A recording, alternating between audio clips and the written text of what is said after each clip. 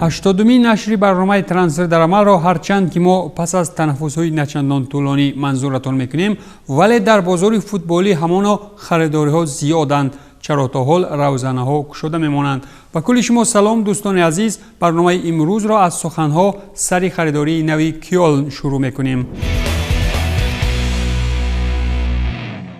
پس از آنی که سرآغاز موسم نوی فوتبال اروپایی دسته‌های لیگ بهترین دسته‌هایشان را پرقوت می‌کنند، تلاش بر آن دارند که به قدر امکان بهترین ها را به دست جلب کنند و کیولن آلمانی نیز چنین کرده است.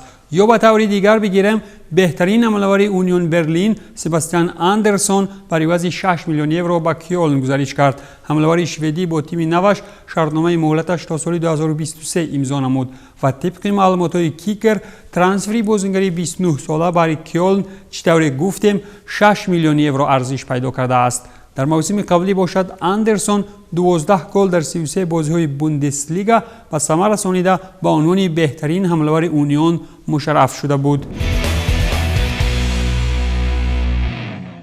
در این میان دسته بازیگرش مالک کفش طلایی 2020 یا خود تیم ریمی لاتسیو بهترین حمله‌ور فنرباخچه ودات موریکی را بر عوض 18 میلیون یورو جمع علاوه پولی به دست آورد.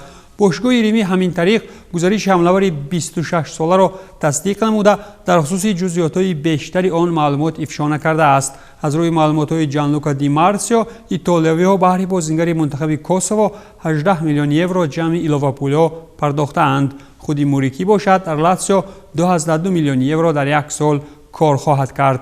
تابستان سال 2019 فنرباخچه این حمله‌ور را از تیم ریزاسپور برای عوض 3.5 میلیون یورو خریداری نموده. در موسم قبلی باشد موریکی در صف فنرباخچه 15 گل در 32 بازی‌های چمپیونات ترکیه به ثمر رسانیده بهترین حمله‌ور تیم فنرباخچه گردیده بود. تغییرات نوبتی چشمرس در فضای فوتبال انگلیسی باشد این بازگشت ایوانویچ به پرمیر لیگ انگلیس می باشد، اما چطور پیشتر انتظار می رفت بنا به اورتون نآمد و با وست برومویچ آلبیون به 1 سال شرطنامه کاری نوشته کرد. در این باره البته که خدمات مطبوعاتی تیم انگلیسی خبر داده بود.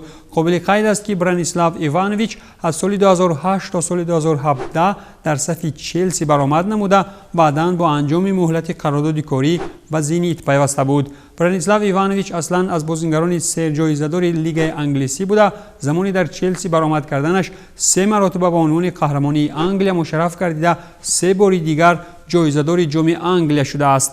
همزمان این سربی 1 مرتبه دیگر غالب لیگ قهرمان‌ها و 1 بار دیگر جام لیگ اروپا را با همصفانش در چلسی طوری سر برداشته بود.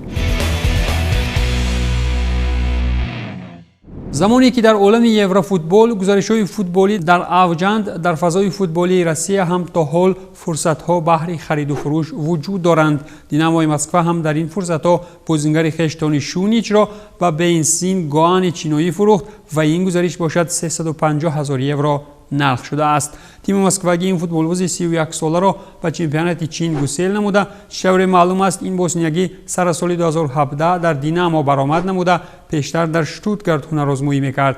در صف سفید آسمانی رنگ‌ها شونیچ به کلگی 79 بازی گذرانیده و 5 گل هم در آمار دارد. گسیل کنی نوبتی بازیگر خارجی از چمپیونات روسیه این خیرباد با حمایتگر اوروش سپایچ از تیم کراسنودار می باشد که به فینورد گسیل کرده شد. فوتبالباز 27 ساله سربی در کشور نیدرلندها موسم 2021 را خواهد گذراند. مهلت اجاره بازیگر نامبرده که در آن حق خریداری نآمده است سنه 30 یونی سال 2021 به انجام می رسد. سپایچ باشد به کراسنودار ماه سال 2018 گزارش نموده در صف سیاه و سبزها 65 بازی گذرانده، 1 گل هم زده است. در اسپانیا بر زمین انتظاری‌ها از آمدن چهره‌های نو به صف بارسلونا و اتلتیکو باز هم سویلیا پرقوت شد. این نوبت اندلوسیا مارکوس اکونیا را شرطنامه 4 ساله دادند، نفری را که زینیت و لوکوموتیو سال 2019 خواستار شده بودند. ارژانتینی با باشگاه نو شرطنامه به 4 سال موافقه نموده. خبر داده می شود که بهره اکونیا 10 میلیون یورو جمع 2 میلیون دیگر در شکل امتیاز پولی ها پرداخت کرده می شود. اکونیا باشد خود 3 موسم اخیر در صف اسپورتینگ برآمد نموده بود. تیم اولمپیاکوس یونانی باشد سابق نیم حمایتگری روبین یان مویلا را خریداری نموده. این نفر از سنت اتین به یونان گزارش کرد. فرانسوی 30 ساله با تیم یونانی شرطنامه تا تابستان سال 2023 امضا نموده. در روسیه مویلا هنگام بازی با روبین معروف است. همچنین فرانسوی در اینتر نیز برآمد کرده است. روشن‌ترین گزارش ترانسفری فوتبالی چند روز اخیر باشد در فوتبال بانوان به میان آمد. ابرستاره فوتبال بانوان الکس مورگان تا آخر سال به فوتبال انگلیسی آمده در صف تاتنهام برآمد می‌کند و با همین باید گفت که در انگلیا بهترین تیم عالم را بنیاد می‌کنند. میگویند که به همین گزارش هم کووید 19 سببگار شده است. اگر شما با فوتبال بانوان توجه هم نداشته باشید به فکرم در خصوص الکس مورگان چیزی شنیده اید. قهرمان المپی و 2 کرات قهرمان جهان که در صحیفه نخست فیفا در همراهی با خود مسی پیدا شده بود، در رده‌بندی چند پیش تصدیق شده فوربس وارد 10 گانه گرانموزترین فوتبال بازان سال شده بود. با ادامه این سخن مورگان در میان آن 10 گانه غیر از نمایندگان تنیس از میان ورزشکار بانوان یگانه است و 4.6 میلیون دلار هم کار کرده است. الکس نایب سروان منتخب باشد که 107 گل در 169 بازی به ثمر رسانیده است.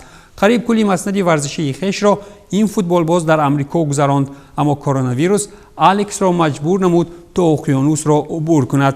همین طریق تا آخر سال ستاره فوتبال بانوان در صف تاتنهام برآمد خواهد کرد. لندنی‌ها مورگان را با ارتش 9 میلیونش در اینستاگرام و مخلصان 3 میلیونش در توییتر پیشواز گرفتند. ارتش سرمخلصی که یک زمان از پس رونالدو به یووه آمده بود، این نوبت مورگان با خود در لندن جا می‌کند. با وجود کل برتریت‌ها طبق معلومات اتلتیک، الکس مورگان برای گزارش از مرحله نو مسند ورزشی حتی به کم‌کنی معاش هم راضی شده است. به میدان باشد مورگان هنوز از سنه 2 آگوست سال گذشته وارد نشده. نخست او را جراحت زانو بازداشته بود و سپس باشد حامله‌داری از میدان مورگان را کنار مانده بود. ماه می این حمله‌ور 31 ساله و بازیگر لیگ سوم ایالات متحده آمریکا سرواندو کاراسکو صاحب یک دخترچه شدند، ولی فوتبال باز باشد تمرین‌هایش را در این مدت ادامه میداد تا که به بازی‌های المپی راه بیابد. اما با سبب پنجشنبه کرونا ویروس حتی چمپیونات ایالات متحده آمریکا هم برگزار نشد، ولی در مسابقه کوتاهی برای آن برگزار شده یا خود جام دعوت تیم ارلاندو پرایس مورگان از سبب خروج شدید کرونا از این مسابقه هم بیرون شد. مورگان باشد نه بار اول در اروپا بازی میکند. سال 2017 به طور اجاره در صف لیون بازی نموده صاحب جام لیگ قهرمان‌ها، غالب چمپیونات فرانسه و جام فرانسه هم شده بود. همین طریق یکی از روشن‌ترین ستارگان فوتبال بانوان بار دیگر اقیانوس اتلانتیک را عبور نمود تا که با تیم نوش دوباره فضای فوتبالی جهانی کهن را زیر دست بگیرد.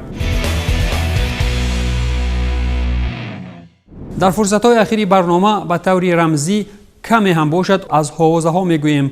همین طریق به قول ESPN گارت بیل تا حال امکانی گزارش به منچستر یونایتد را از دست نداده. نشر اسپانی AS باشد از گزارش احتمالی مارسلو به اینتر یا که یوونتوس می نویسد، در حالی که صفحه توییتری ژورنالیست نیکولاس سکیرا در خصوص کریستیان اریکسون را خریدن زینیت پتربورگ بسیار می نویسد. و این بود به کلگی انجام برنامه ترانسفر در عمل. تا برنامه دیگر تنسیت بمانید.